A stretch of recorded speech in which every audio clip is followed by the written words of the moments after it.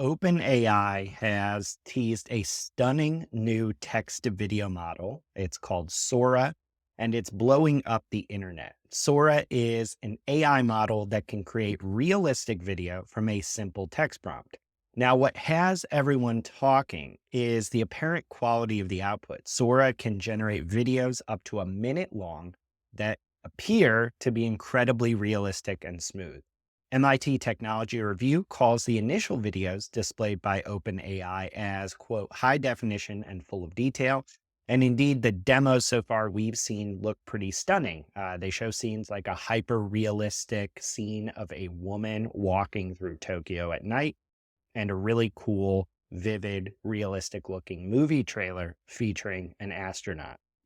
Based on these demos, at least, it looks like Sora is giving existing video generation tools a run for their money. And honestly, it looks just night and day from where this technology was only a year or so ago.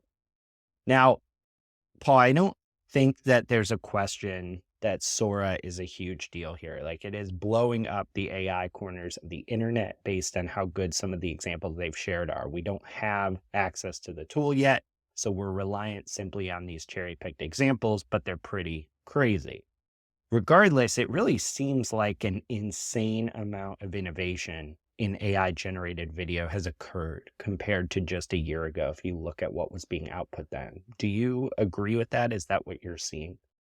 Yeah, definitely. I mean, so we've been saying for a while now that 2024 was going to be the year of AI for video, that it just definitely was trending in that direction. And that seems to certainly be holding true so far because, this isn't even the only announcement we've seen. We're going to talk about Meta's announcements as well. Um, but if you just go back to around this time last year, I was trying to remember the exact date. I didn't pull it up, but it was somewhere around February or March when Runway teased the future of storytelling, which ended up becoming Gen 2, which is Mm, text to video, which up until Thursday was, maybe along with Pika, like there's been some other innovations in the last couple of months, but Runway being able to generate 4 seconds of video at a time from a text prompt was sort of state of the art.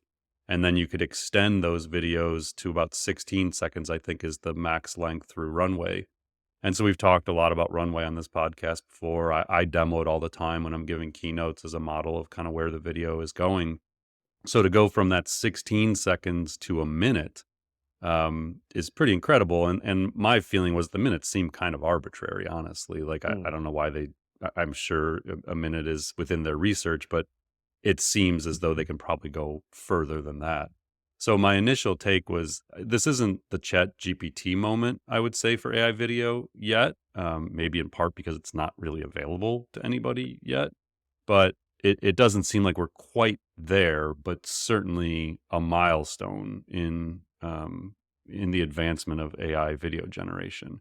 I'm guessing, based on OpenAI's past release schedules, it wouldn't be unrealistic to think it's probably like 2 to 3 months out before we start seeing this built into Chat GPT or available as a standalone. But their recent history would tell us that this is probably going to get rolled into Chat GPT, although maybe that's a new pricing tier. Like you could start to see now how they can Mm. kind of add these other capabilities where if you want video understanding and generation, you can actually like increase your pricing tier. No idea if that's what they'll do, but that was kind of my first take on it.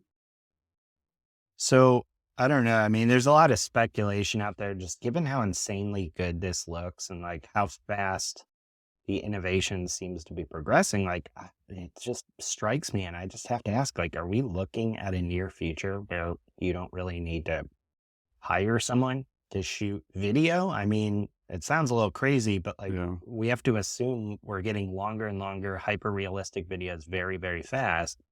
I mean, can't anyone just make something incredibly good for cheap? Yeah, I don't think that's going to be the case in the near term. Like I think we've all learned not to say that won't happen. Like we just don't know where this is going. But I mean, I'll dissect like a few key excerpts from the blog post announcement because I feel like OpenAI did a pretty good job. They didn't release a ton of technical details about how they did this. There's no like open research report that says here's all the training data. They didn't say what the training data was.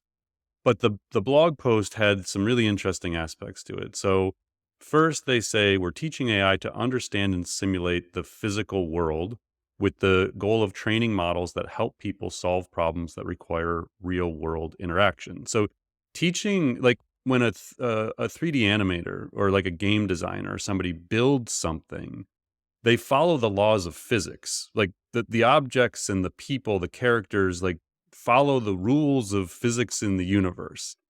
These videos don't. Like there are pieces of them that do, but then there are things that don't make any sense. Like it drops a glass and the glass doesn't shatter properly. Like it's not following the rules of physics. So that's one thing, is like they're trying to get there. They're trying to create something that can not only generate a minute or more of video, but can do it within the laws of the universe.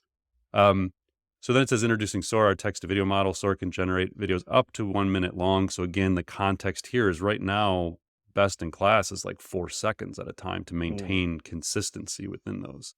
But right again, the key aspect you mentioned, Mike, is it's only available to red teamers right now. So basically, they're giving the powerful model to a very select group of people who are going to test this thing, find all the harms and risks, finds where it's going to go off the rails, and then they'll give grant access, they said, to some visual artists, designers, and filmmakers to try and understand the impact on creative professionals.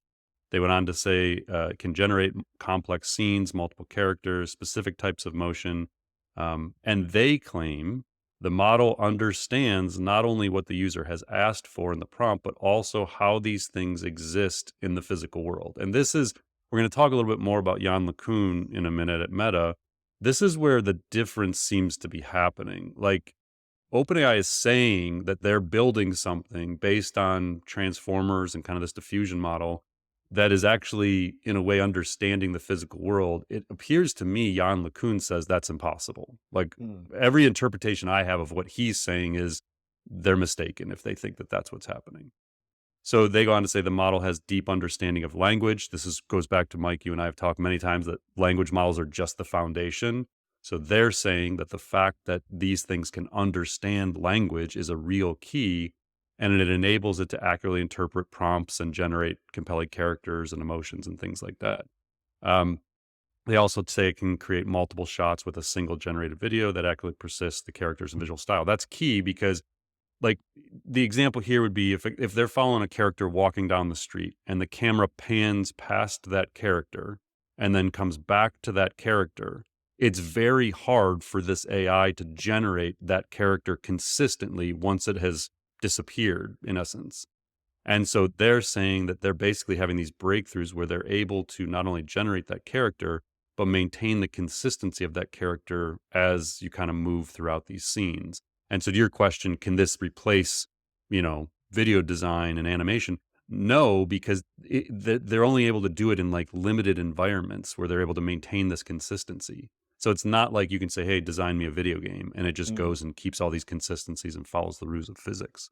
Um, they get into a little bit about safety and how they're aware that this could be used for misleading content such as detection. They want to know when the video was made by Sora.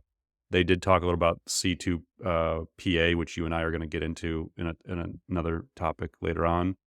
Um, there was a couple other things I thought was interesting. They did talk about being a diffusion model, which generates video by starting off with one that looks like static noise and gradually transforms into removing the noise over many steps.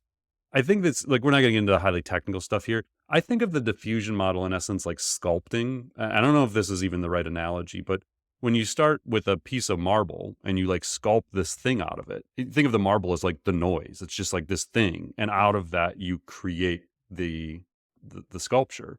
That's kind of how I envision diffusion working. Is like you're starting with this very noise. It looks like nothing. It's just noise on the screen, and it sort of diffuses down. It pulls the noise away, and it's left with this video. So following this model, they're able to generate entire videos all at once and extend existing videos and make them longer. Um, and then at the end, they noted that so Sora serves as a foundation for models that can understand and simulate the real world, a capability we believe will be an important milestone for achieving AGI. Everything with OpenAI always comes back to AGI. um, a couple other quick notes. They did have a technical report, which, again, if you're really interested in the technical side, go read it. They don't tell you a bunch about how they did it. It's just kind of like what it's technically capable of. So a few interesting notes here. They highlighted that they think this is a promising path toward building general purpose simulators of the physical world. Again, Jan LeCun may disagree. They do call out that it is capable of generating images as well, which makes me wonder how this and DALL-E, their image generation tool, either eventually become the same thing or it replaces DALL-E. I'm not really sure. Mm. They talked a little bit about a word that I think we're going to hear more about of patches. So we've talked about how language models predict words as actually they predict tokens, which are like parts of words. And we'll talk more about tokens in a minute with the Google announcement. What this model does is it basically follows a similar pattern, but it actually uses patches. So it's just a word you're probably going to hear. Um, and then one of the things that I thought was fascinating is they said, we find that the video model exhibits a number of interesting emergent capabilities when trained at scale. These capabilities enable Sora to simulate some aspects of people, animals, and environments from the physical world that it wasn't basically trained to do. So this goes back to this idea of OpenAI is that if we just keep giving it more data, keep giving it more computing power, it seems to develop these emergent capabilities. Mm.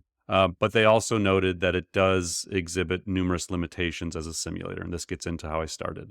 For example, it does not accurately model the physics of many basic interactions like glass shattering. Other interactions like eating food does not always yield correct changes, so I take a bite of the burger and there's nothing missing from the burger kind of thing. So then the two final thoughts here, I noted Jim Fan, which I think you had made note of, or you and I had talked about, was he tweeted, if you think OpenAI Sora is a creative tool or a creative toy like DALL-E, think again. It is a data-driven physics engine. It is a Mm. simulation of many worlds, real and fantastical. Um, which I don't even know that like it was hurting my brain to like read that tweet. I've read it like 15 times, and I even used Perplexity to try and like understand what he was saying. But anyway, he's saying it's something much bigger than what you think it is the synopsis there. He equated it to the GPT-3 moment. So he's basically saying like, hey, this isn't GPT-4 yet. This is about where we were with GPT-3 in relation to text generation.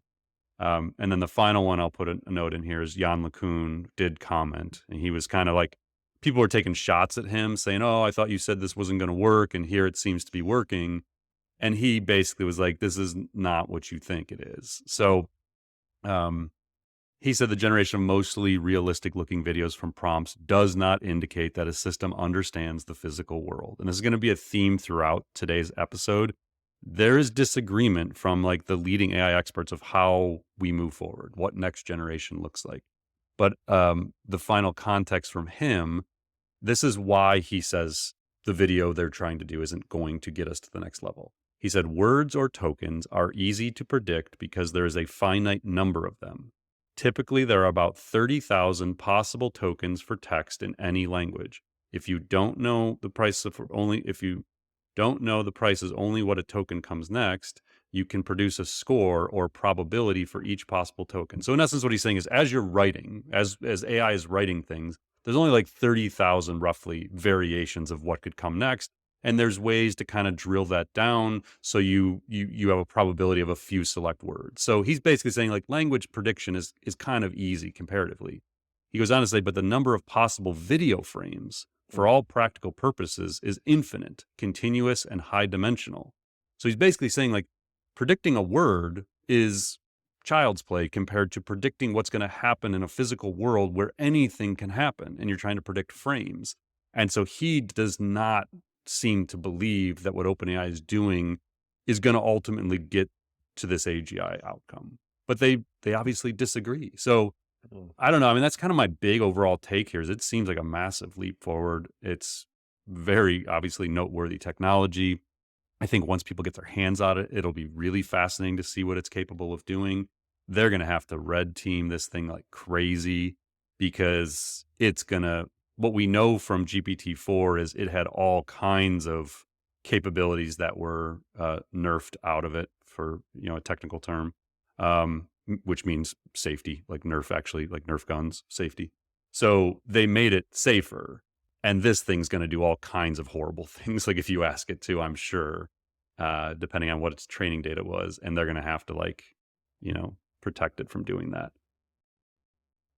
I don't know, man. It's still like my head's still spinning. And again, all we have are OpenAI's outputs. So they're handpicking the best of the best examples. But even within those examples, I saw a great like takedown of each of these videos, like the one where the little monster was like playing with the candle. And this guy who's an animator, like called out like 50 different things that were wrong with this 17-second clip. So to go back to your first question, will this replace anybody? No, like no time soon is this, because it has, I mean, the equivalent of hallucinations in essence in language models. It's just like hallucinating things that would never happen in a physical world that follows the laws of the universe.